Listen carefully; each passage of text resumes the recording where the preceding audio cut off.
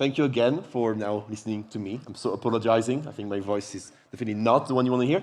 Instead, you're going to hear from our 4 investors here and how they see the crypto right now, the ZK environment, and the ZK ecosystem, and what leads them in their thesis and various topics. So I'm going to let first ask Alok to introduce himself and his fund, and start his fund. Yeah. All right. Hello, everyone. My name is Alok Vasudev. I'm a partner at Standard Crypto, and we are an early-stage venture fund leading seed Series A's in crypto, as you could imagine. At a high level, the premise for the firm is that for an entrepreneur building in crypto, there are things that you have to do that look very different than traditional company building as it relates to the market specifically, as it relates to what role an investor plays in a Capricorn table. And there are also things that look very traditional, like company building does in the conventional sense. And we're a firm that we've got a pretty interesting set of experiences that can speak to kind of all that encompasses building something terrific in crypto. Awesome. Thank you so much. Nihal, if you can introduce yourself. Hey guys, my name is Nihal. I do DeFi and infra investing at Pantera. We're a pretty old fund, $1 billion investment vehicle that we're investing out of right now. Before this, I worked at 0x. I did product over there. And before that, I come from like an AI ML technical background. I do focus on ZK. Our portfolio is pretty big. It has really good companies, including StarkCware. So, just a shout out over there. But yeah. Thank you for paying my salary. Yeah. So, we are generalists. So we cover everything from consumer to kind of like hardcore ZK, AI, et cetera.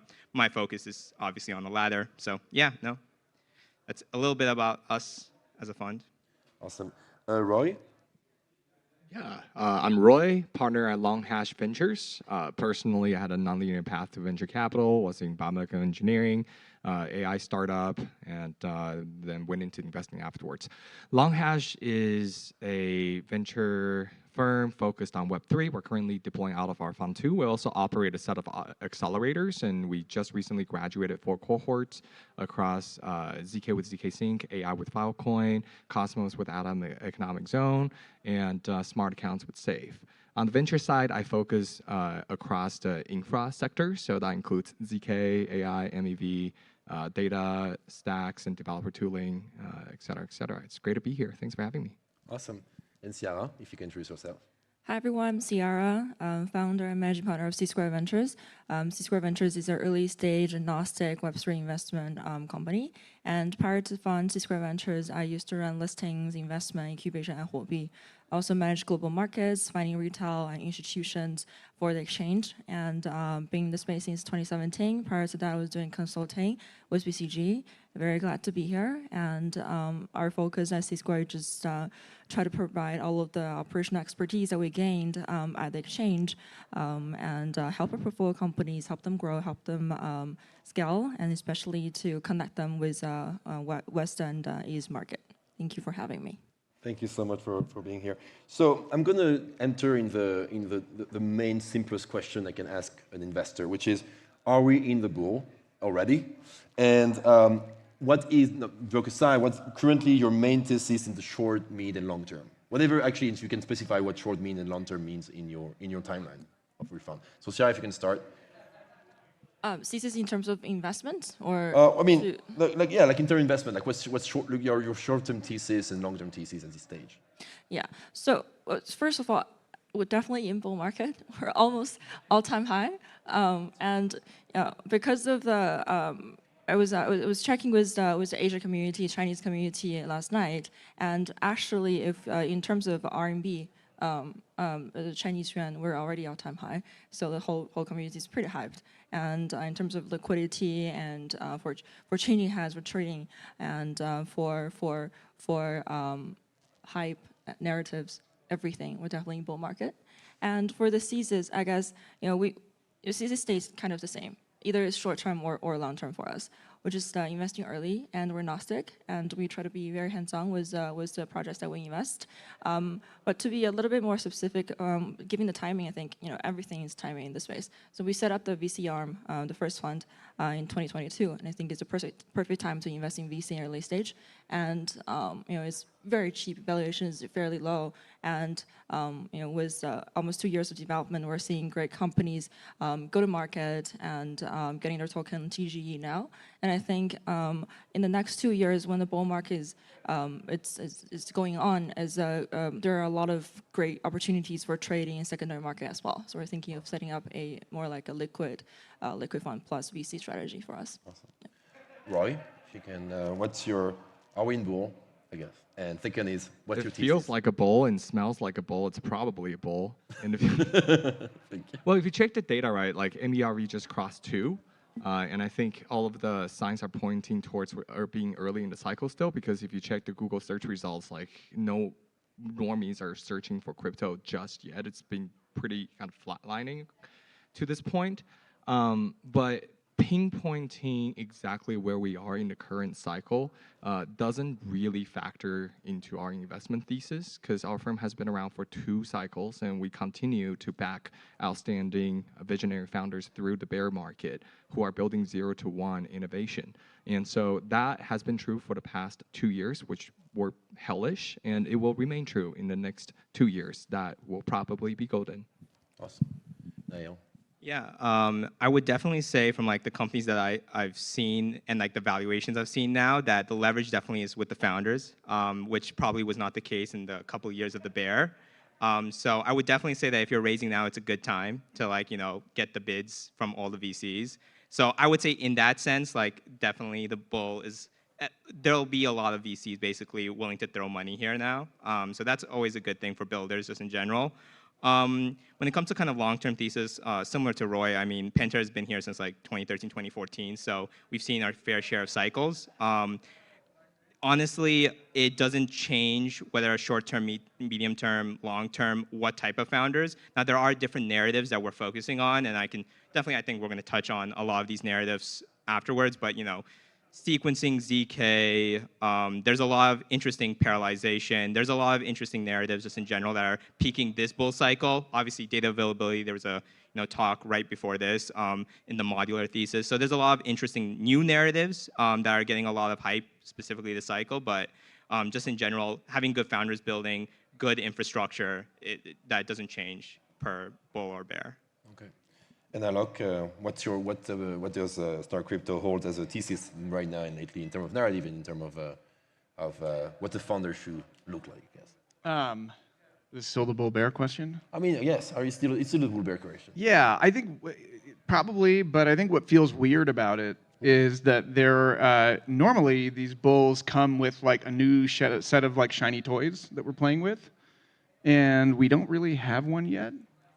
That's a very controversial opinion. Well, right. Like I think that in 2013 it was really just like all the coins for the first time we had coins, and then in 2017 we had like on-chain crowdfunding and we had tokens on-chain that were new and ICOs. And then in the lead up, right, in summer 2020 is when we had all this, like we were farming root vegetables on Ethereum, right? And that was like each time there was kind of a qualitative advancement in what we were doing with blockchains. The first time it was like the existence of blockchains. Then it was now we are kind of using blockchains for capital formation. Then it was we're actually like these applications have like business logic built on chain and we're actually like interacting them like with other software. And right now, if you look at what people are doing on chain, it just looks the same as what we were doing 2 years ago. And I think that's where like some of the unease, at least from like people I've talked to, come from. That's interesting. I mean, couldn't you argue that the ETF is a new toy in some sense? Kind of.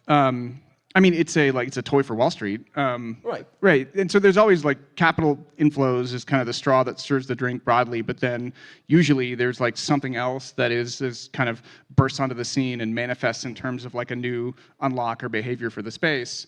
And maybe like one of the arguments that I've been like trying on is that What is different about now versus earlier is we have this like abundance of more affordable block space that's out there. We have layer 2s that are live. We have like a bunch of other layer 1s that people are building for, and so it's one of those questions where like, what if we don't have any new toys yet, but we have like 10x the accessibility of the same old toys. In this, like one way to think about it is if Ethereum L1 was like the high roller room in the casino, now we've basically introduced the penny slots, and maybe they're the same games, but if you have that many more people playing them because they can, you don't put $100 in your wallet and do 2 approvals and then you're out of money. Now you can actually stick around, play with it, and so that's what I'm trying on. Maybe there's kind of a broadened accessibility argument for this stuff. I mean, that's super interesting. And so a lot of people, obviously, in the assembly here in StarkCity engineering are very excited about advanced cryptography. What brought you to ZK in the first place, and what do you are excited to see solved in the near future by those new technology? And so, Alok, if you want to start. Again, all right, I'll keep. I mean, okay. I'm going to Nihal. That's fine. You do. Yeah, I mean, obviously ZK, I feel like, has always been the planned end game, just in general. There is a lot of infrastructure that needs to be solved from like different layers of the stack when it comes to ZK. We have ZK, all the way down from the hardware acceleration to the, prover networks to like co-processors, and honestly, even on the like ZK verifiability, there's like succinct Axiom. They're the general ZK that are trying to create like general VMs that do like verifiable compute. Then there's like Lagrange and proof of, I think it's called space and time. They're doing specific ZK circuits for like SQL, map reduce. So, and these, circuits just in general get, more complicated, and new algorithms come up like every, I feel like a month or 2 months I'm reading a new paper on a faster algorithm. So the thing is that there is a lot of movement in ZK, and there's so many places in the stack of the ZK infra that needs, what's the right way of doing bootstrapping a ZK prover network? Like, is it an L1? Is it, something that's going to be on eigenlayer that shares security with most of Ethereum?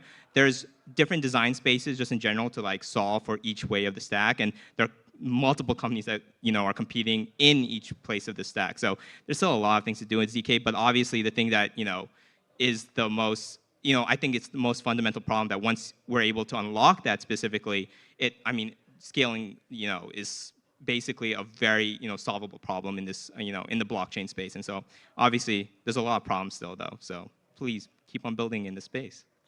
Ciara, if you have like what brought you to ZK, and what gets you excited? What do you want to see solved when you think ZK is the solution? Definitely. So it's the Vitalik's paper in 2021 in complete get to rollups, and he compared OP and ZK, and basically came to a conclusion that short-term OP probably have advantage, but long-term he thinks that ZK is probably going to win, especially in some specific use cases, and that's what brought our attention to ZK.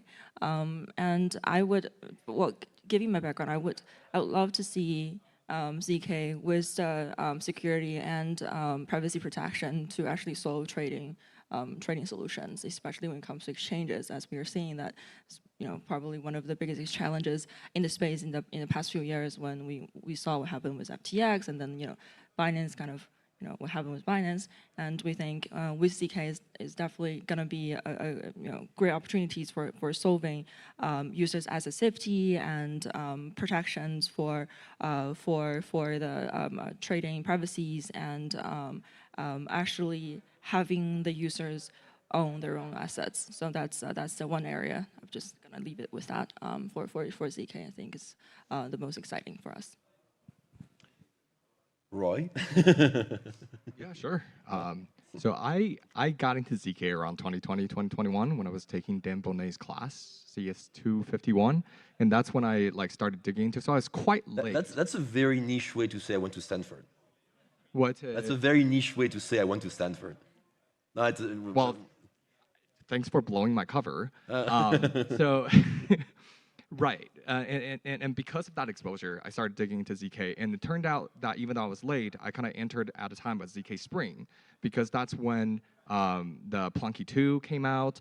Around that time was when the finite field bit sizes dropped from 256 to around 32 to fit the most performant register. bit size. So a lot of things happened during that period to allow sort of the Cambrian stage in ZK that we're seeing today.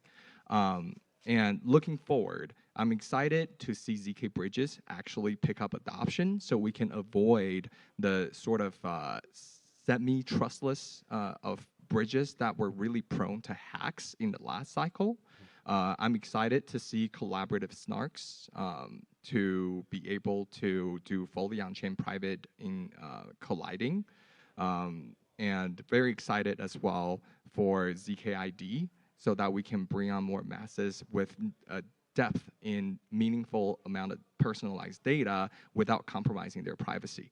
So those are some of the areas that we continue to be very excited about. Finally, Alok, your turn. It's what got me into ZK Yeah, originally. ZK, it was the zero cache paper. Oh wow.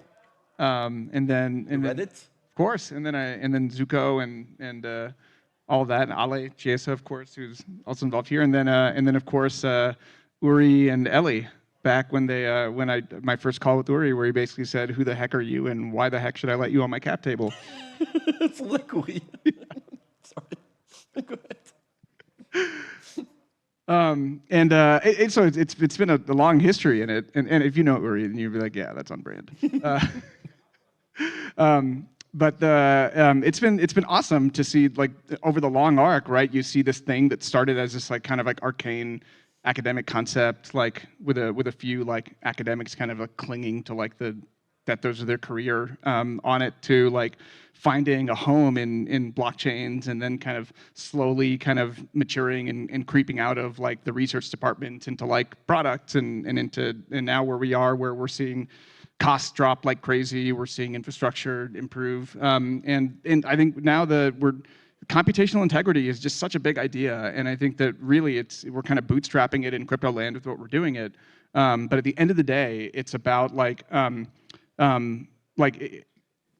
it allows us to do a lot more off-chain, and then use blockchains intelligently to kind of coordinate these things. And I think that's just such a big transformative idea that we really haven't appreciated, like what's the right architecture for like an internet application in a world where like proofs are like free and instant, and we have blockchains to coordinate them when we need to. That's my thesis for tomorrow's world, but we can discuss this. So, I mean, Standard Crypto and Pantera have been a seed investor at StarkCware. You've also seen the various goes-to-market of the various different L2s, Blast, OP, Starknet, Arbitrum. My question then to you two is, how should a new L2, or even the existing one, optimize for their adoption? And what are sort of dichotomy or framework of thinking in terms of go-to-market? You decide. Who wants to go first? Sure. Yeah, at a general, I think I can tell you from the experience of like, so the two L2 ecosystems that we backed specifically at Seed are Arbitrum and StarkCware. And I feel like, you know, they have a similar profile where it was more of an academic start, and then basically kind of the GTM. It's a little different than Blast, let's say, which is like, everyone had, it's a controversial opinion of like, you know, what Blast did, yes, or like was correct or not. I would say that it was. Yeah, exactly. So I think like in general, like you should be running a bunch of A/B testing. So what's right or wrong, in the end of the day, the market will decide just in general.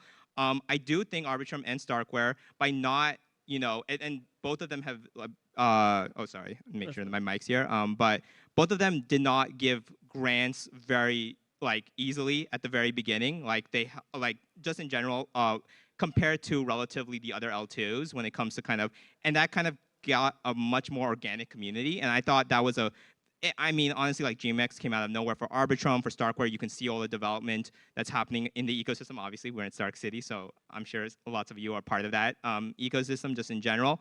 But I think everyone has their own way of kind of building an organic community. And, you know, some do it via, you know, the spark. They need a big spark to get kind of that community. I think try out all different types of ways, and different types of ways work. I'm trying to be very as diplomatic as possible, but like obviously we've seen success specifically from Arbitrum and StarkCware, you know, by really kind of investing in the developers and making sure that they have the technology and the toolkit necessary to build applications that people will actually want to use.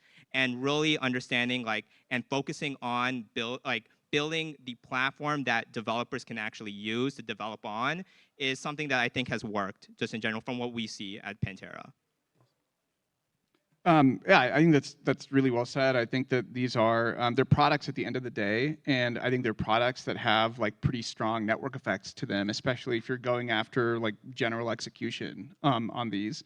And so in the same way that even in social networks, right? Whether you're doing short form text or whether you're doing photos or whether you're doing this, I think that there's not an infinite capacity kind of in people's brain for the number of these things that can exist. And so if you're really going for the throne of these kind of general purpose L2s, then there aren't, I don't know, there's still a handful of slots that probably are there. And there are different routes to get to the top of the mountain. And I think even the four that we've talked about, right? Optimism had a very anointed path that allowed them to secure partnerships and kind of brand affiliations that allowed them to come to market that way. I think Arbitrum kind of came in from a different positioning and needed to lean much more into cultivating an organic ecosystem on it. And again, it turns out that if you can do that, then that's really powerful and resilient in its own way. I think StarkWare similarly has chosen a path where they're saying, hey, we're not going to, you have to come in and you have to go to school and you have to learn how we work and you have to learn how we do things. And once you see religion, you'll realize that you're never going to build anywhere else. But that's kind of the ticket to entry. And then Blast entered market well after all of these others at the time when a lot of the flavors of tech involved in layer 2s is just rapidly commoditizing. And as kind of tech becomes less of an attractor for usage, you have to think about other tactics to break through the noise, right? You have these roll-ups in a box companies where you press a button and one turns up. And so you have to think about different ways to appeal to users, both from a signal to noise perspective and from a what do you include in your box that stands out. And in the Blast case, it was finding an avenue to really send a signal to developers that, hey, when you build here, users and liquidity will follow. And then secondarily, the native treatment of yield-bearing assets is something that is a really powerful wedge for people that care deeply about on-chain opportunity costs. Thank you so much. So we are running out of time. Damien, do we have one more question? One more question to the panel or the assembly. Maybe we can do. Yeah, let's maybe do a round of questions from the assembly. Anyone wants question? Yes. You need to yell it. Wait 1 second. There is a mic coming. So thank you. My question is, what about the current economic situation in the whole world with the high interest rates? What do you think about that? And because crypto was never in such a situation. Crypto was born in free money era, basically. So can you give a bit of insight on that? Who wants to take it? Yeah, I mean, obviously, if I knew that, I would not be a venture investor. I would just be doing liquid. But I do think you bring up a good point when the halving is happening for Bitcoin, and we're actually in a macro kind of economic situation where it's not a 0% interest rate, phenomenon anymore, just in the entire environment. Will that affect specifically how? Because we've seen basically in the next usually 6 to 7 months after the halving, the price goes crazy for the Bitcoin rally, and usually that kind of affects the ecosystem in general. In the macro, does that happen now, or is that priced in because it's already happened 3 times? These are all very unknowns. But obviously, I mean, it seems like the rallying is happening right now. I would say that things we shouldn't predicate the future behavior on what's happened in the past, because there are more investors, there are more smart money inside kind of the ecosystem in general.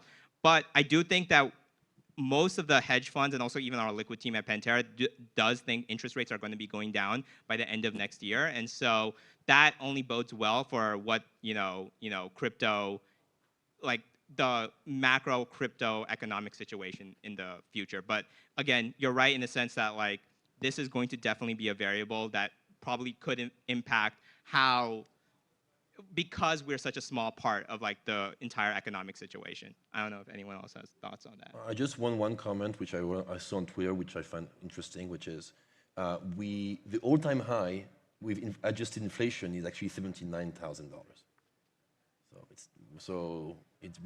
I think we reached all-time high, right? Bitcoin all-time high today, or literally today, right? But yeah, apparently adjusted inflation adjusted is 79,000. I don't want to be this guy, but that's it. Thank you. Huh? We're still early. We're still early. That's it. I think that any more questions? Otherwise, I want to thank there is one more here. Let's do, and then I can free my poor audience here. You sure? Okay, great. So thank you for the panelists to join me here. A lot of insight, and if you want to ask them questions, I'm sure they will be hanging around afterwards. Thank you so much, and looking forward to see you more investing in StarkNet project.